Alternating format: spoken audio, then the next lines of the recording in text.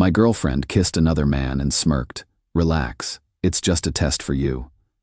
At a 40-person party, I said, that's fine. Set the water down, grabbed my jacket, and walked out while everyone stared. She didn't lose it until she realized who was about to tell me. 3 days ago, I discovered that love isn't always what you think it is. Sometimes it's a performance you never auditioned for, with rules you never learned, in a game you never agreed to play. My name is Elliot. I'm 33. Work as an IT project lead for a mid-sized firm. I've been with my girlfriend Sloane for 2 years. She's 27, works in social media coordination for a marketing company. Until this week, I thought we were solid.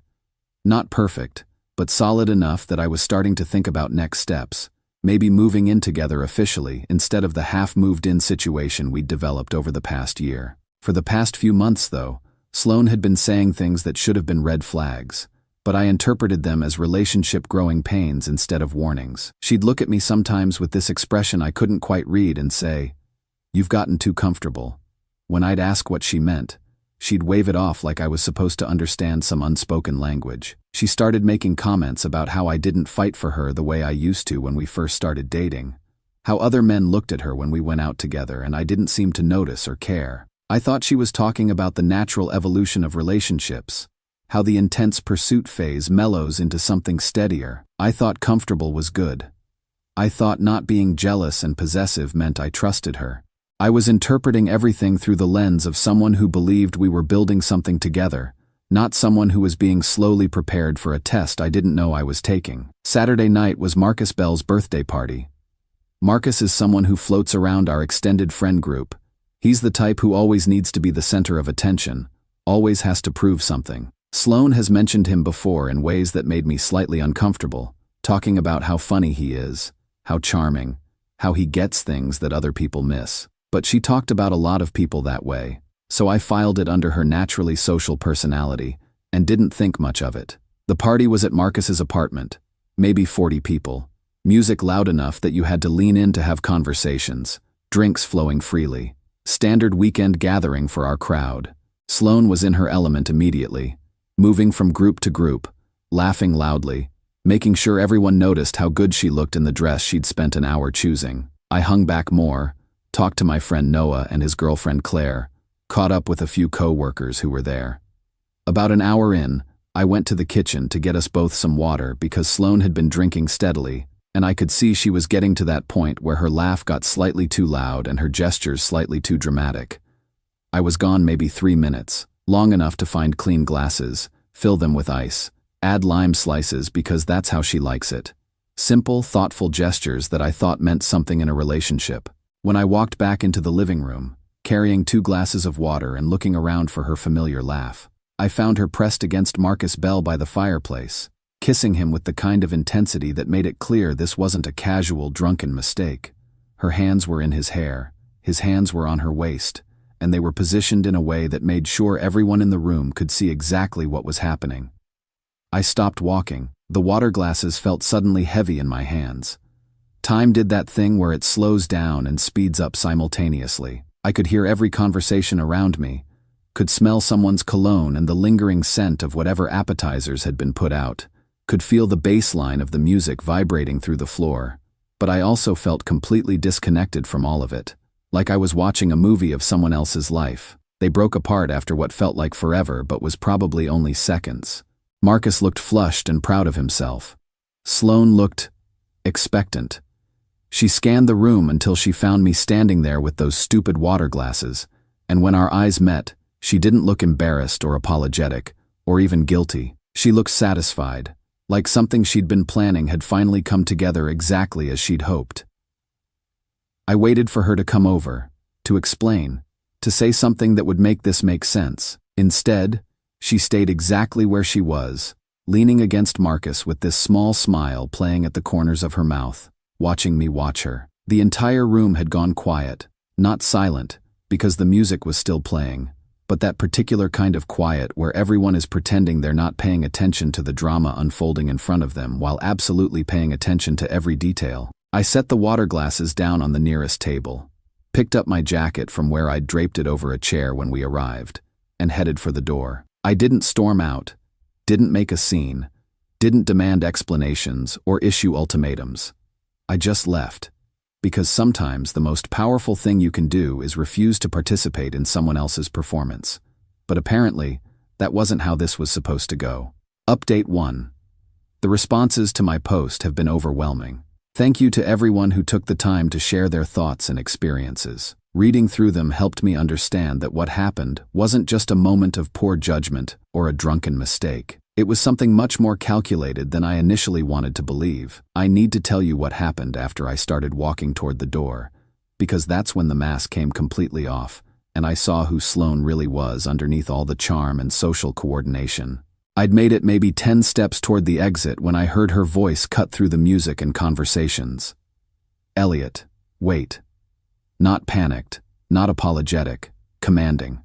Like she was calling back a dog that had wandered too far from its owner. I turned around, and she was standing in the exact same spot where she'd been kissing Marcus, except now she had her arms crossed and was looking at me with an expression I'd never seen before. It was cold and calculating, like she was annoyed that I wasn't following whatever script she'd written in her head. Relax, she said, loud enough for everyone in the immediate area to hear clearly. I just wanted to make you jealous. The casual way she said it, like jealousy was something she could order from a menu and expected to be delivered exactly to her specifications, made my stomach drop. But I was still operating under the assumption that this was somehow a misunderstanding, that she would realize how this looked and sound and find a way to walk it back.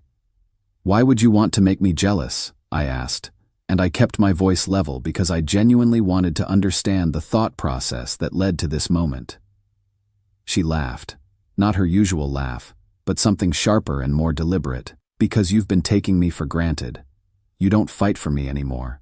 You don't show me that you want me. I bring you water at parties. I listen when you talk about your day. I remember how you like your coffee. I thought those things showed you that I want you. Those are just habits, she said, and the dismissive way she waved her hand made it clear that everything I thought we'd been building together meant nothing to her. I'm talking about passion. I'm talking about proving that you'd choose me over anyone else. That's when Marcus stepped closer to her, putting his hand on her lower back in a way that was clearly intended to provoke a reaction from me. He had this smug expression like he'd won something, and I realized that he wasn't just a random person she'd decided to kiss. He was a willing participant in whatever game she was playing. So what am I supposed to do now? I asked. Fight him? Make a scene? Beg you to choose me instead? Her eyes lit up like I was finally starting to understand the assignment. You could start by showing some emotion about this. You could act like it matters to you that another man was kissing your girlfriend. The whole room was watching us now, not even pretending to have other conversations. I could see Noah and Claire by the kitchen doorway, and Claire looked horrified while Noah looked like he was ready to step in if things escalated. But I wasn't going to let this escalate, because I was finally understanding what kind of person I'd been dating for 2 years. It does matter to me, I said. It matters enough that I'm not going to stay with someone who thinks love is a competition.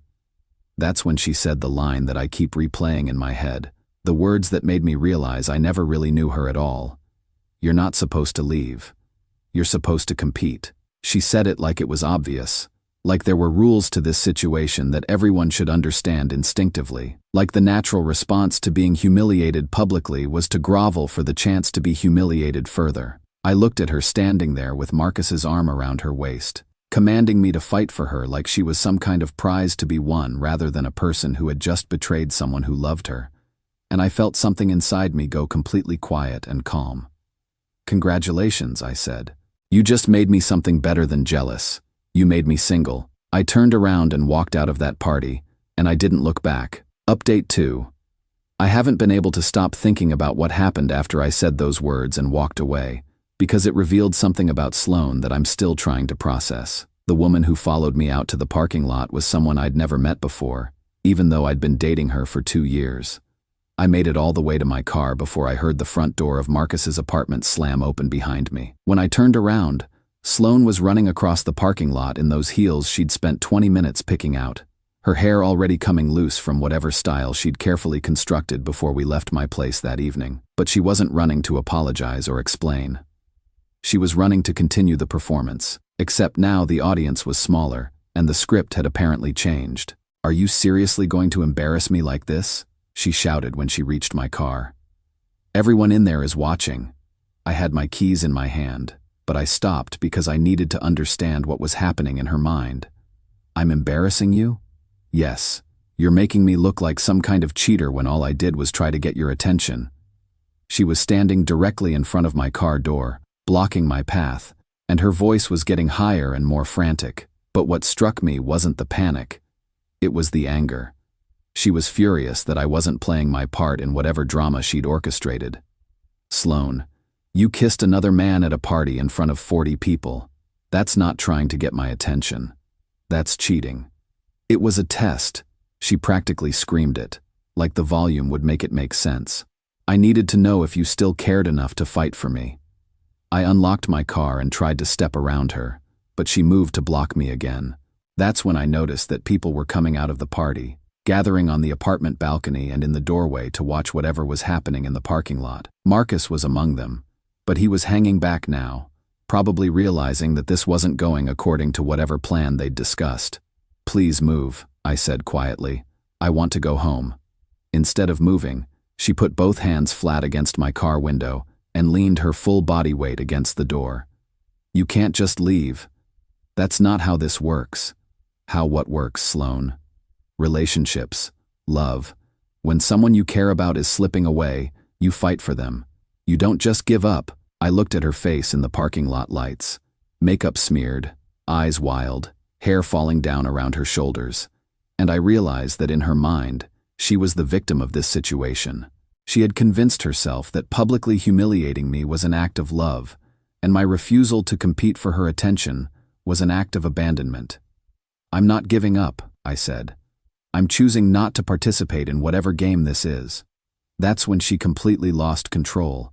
She started pounding on my car window with her fists, screaming things like, "You're supposed to care," and "This is what's wrong with you." The sound of her hands hitting the glass was loud enough that I could see more people coming outside, including Noah, who started walking toward us. I got my car unlocked and climbed inside, but I couldn't close the door because she was still leaning against it. When I tried to gently push it closed, she grabbed onto the door frame and refused to let go. "Everyone does this," she yelled through the opening. "Everyone tests their relationships sometimes. You're overreacting." I started the engine, hoping she would understand that I was serious about leaving, but instead she banged on the window harder and shouted to everyone watching, "Look at this. Look how he treats me when things get difficult." That's when I understood the full scope of what was happening. She wasn't just trying to get me back, she was trying to control the narrative. She wanted the audience to see me as the villain who abandoned her rather than the person who refused to participate in her manipulation. I put the car in reverse and backed slowly out of the parking space, forcing her to step away from the vehicle. As I drove toward the exit of the parking complex, I could see her in my rearview mirror, standing alone in the middle of the parking lot while 40 people watched from the balcony. Marcus wasn't with her. He'd disappeared back into the party as soon as the spectacle became more dramatic than entertaining. She'd used him as a prop in her performance, and when the performance went wrong, he was nowhere to be found. I drove home in complete silence, not even turning on the radio, trying to process the fact that the woman I'd been planning a future with had just revealed herself to be someone I didn't recognize at all. Final update. It's taken me 4 days to write this final update because I needed time to process everything I've learned since that night at the party. The woman I thought I knew doesn't exist, and the woman I actually dated is someone I'm still trying to understand. In the 72 hours following the parking lot breakdown, Sloan contacted me 17 times. I counted. Phone calls, text messages, emails, even a handwritten note slipped under my apartment door. But the content of these messages revealed something that chilled me more than the original betrayal. She genuinely believed that I had failed some kind of test, and she was graciously offering me opportunities to redeem myself. The text messages started around noon the day after the party. "I hope you've had time to think about how you reacted last night." Then, "What happened was a test, and you failed, but I'm willing to give you another chance if you can admit you were wrong." The voicemails were worse. In one, she explained that real men fight for what they want, and that my walking away proved I never really loved her in the first place. In another, She detailed how her ex-boyfriend from college would have handled the situation, apparently with a dramatic confrontation that ended in passionate reconciliation, exactly like something out of a movie. But it was the final voicemail that made me realize how deep this pattern went. "You're just like David," she said, referring to the guy she dated before me. "When things got real, when I needed you to show me you cared, you just walked away. You're weak, just like he was." I'd heard about David in passing over the 2 years we'd been together. According to Sloane, he was jealous and possessive, couldn't handle her having male friends, made scenes at parties when other men talked to her. I'd felt sorry for him, actually, thinking he must have been insecure and controlling. But suddenly I was wondering what really happened between them. That's when my friend Noah's girlfriend Claire asked if she could talk to me privately. We met for coffee yesterday afternoon, and what she told me changed everything I thought I knew about Sloane's relationship history. "I should have said something sooner," Claire began, stirring her latte nervously. "But I didn't know how to bring it up without sounding like I was gossiping or starting drama." She'd known Sloane longer than I had, back when she was dating David, and before that, a guy named Andrew. According to Claire, the pattern was always the same. Sloane would create situations designed to provoke jealousy, then punish her boyfriends for reacting either too much or too little. With Andrew, she used to flirt with guys right in front of him until he got upset. Then she'd accuse him of being controlling and not trusting her.